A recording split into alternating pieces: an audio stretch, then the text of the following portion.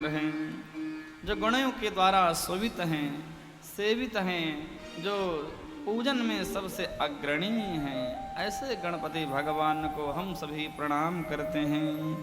बोलिए गणेश जी महाराज की जय। अच्छा, कितने लोग हैं जिन्होंने गणेश जी महाराज का दर्शन करा? हाथ उठाओ। आपने देखा गणेश जी कैसे हैं, उनका स्वरूप कैसा है? देखा ना? सब लोग हाथ उठाओ।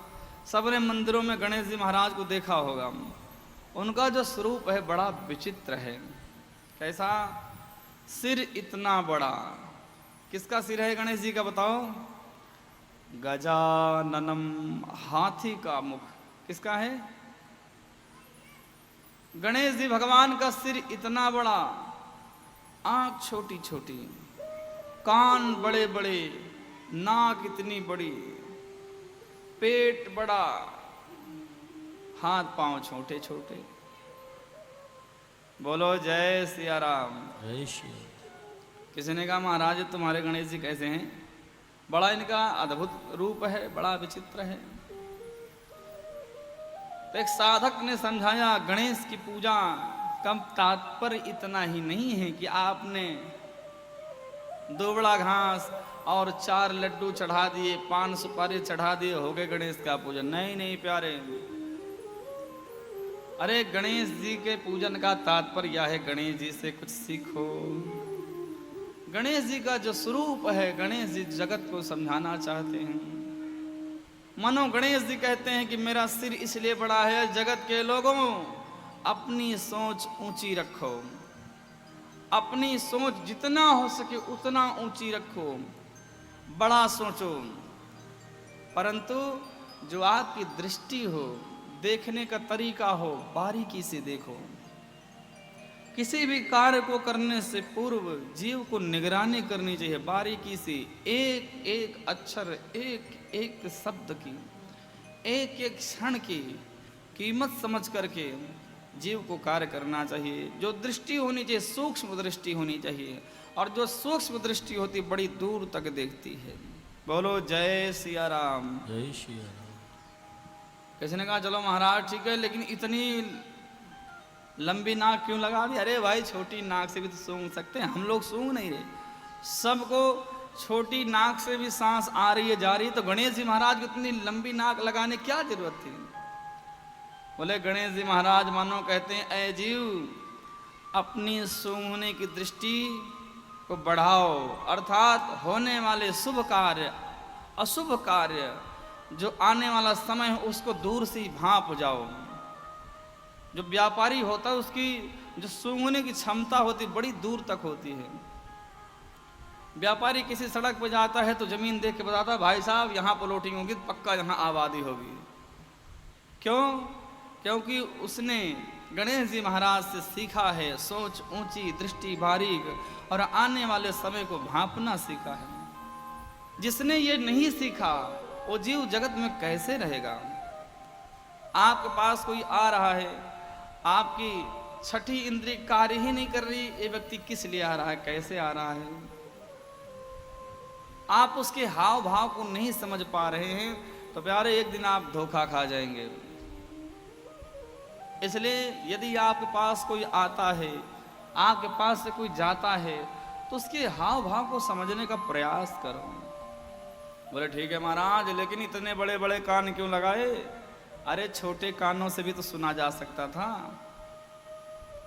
बोले हाँ बात तो सही कह रहे हो। गणेश जी महाराज के कान कैसे हैं? सूप जैसे, छाछ जैसे हैं।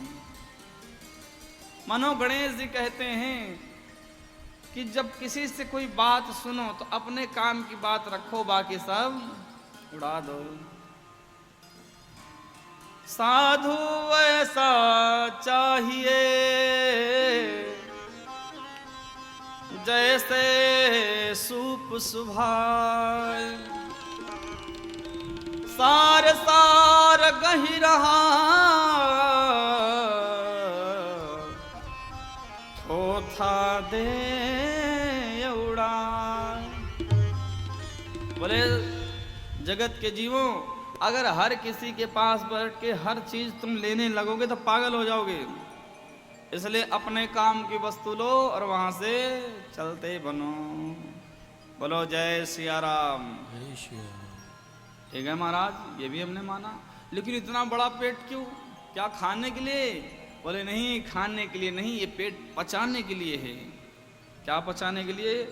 बोले यदि किसी व्यक्ति ने आपसे अपना रहस्य बताया, अपना दुख बताया, तो उसके दुख को, उसके रहस्य को सुन करके पचा जाओ, गली गली गाओ मत। यदि आप गली गली किसी के बारे में कहोगे, गली गली किसी की निंदा करोगे, चुगली करोगे, तो एक दिन ऐसा आएगा फांसी खानी पड़ेगी। क्यों प्यारे? सृष्टि का नियम है, यदि आप किसी की निंदा एक मुख से करते हो, ध्यान रखना तुम्हारी निंदा 1000 मुख से होने वाली है। इसलिए गणेश जी कहते हैं, ऐ जीव, ऐ जगत के जीवों, अपना पेट बड़ा करो। क्या? अपने रहस्य को, जो आपका प्लान है सक्सेस होने का, जो आपका राज है, जो रहस्य है, कभी किसी के सामने बताओ मत। वो चाहे अपने घर का दुख हो, वो चाहे अपने घर का सुख हो, चाहे आपके जीवन की कोई घटना हो, उसे कभी भी किसी के सन्मुख बताइए मत। बोलो जय सिया राम। जय श्री राम। क्योंकि यदि तुमने अपनी दिल की बात किसी से कही, मन की बात किसी से कही, तो मजाक बनाने के सिवा आपका कुछ होने वाला नहीं है। इसलिए रहीमदास जी कहते हैं, रही मन निज मन की व्यथा, मन ही राख्यों गो। ये जी सुनी अठिलई हैं लोग सब, बाट न लई हैं को। अपने मन की व्यथा, अपने मन का दुख मन में ही रखो। यदि आपने किसी से कहा तो आप केवल मजाक के पात्र बनेंगे, आपके परिवार के केवल हंसी उड़ाई जाएगी, आपके परिवार का चौराहे पर मजाक होगा, और इसके अलावा कुछ होने वाला नहीं है। बोलो जय सिया राम। जय श्री राम। जोर से बोलिए जय सिया राम। जय श्री राम। इसलिए कहता हूं प्यारे, गणेश जी महाराज का पूजन करने का तात्पर्य है, गणेश जी से हम शिक्षा लें।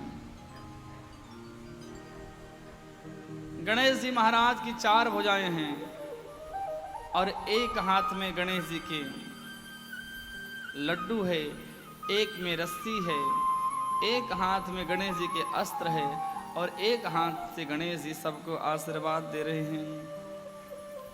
गणेश जी के हाथ में रस्सी है, मानो गणेश जी कहते हैं, ऐ जीव, जगत तुमको बांधे इससे पहले तुम बंध जाओ। क्या? ये जगत तुमको जंजाल में बांधे, इससे अच्छा है कि तुम भगवान के प्रेम में बंध जाओ। कई लोग कहते हैं महाराज मंदिर जाना हमारे बस का नहीं है। जो जीवन भर मंदिर नहीं जाते, हमने उनको देखा, वो कोर्ट जाते हैं, कोर्ट कचहरी, इलाहाबाद, दिल्ली, हाई कोर्ट, हर जगह घूमते हैं, वहां उनको दिक्कत नहीं होती।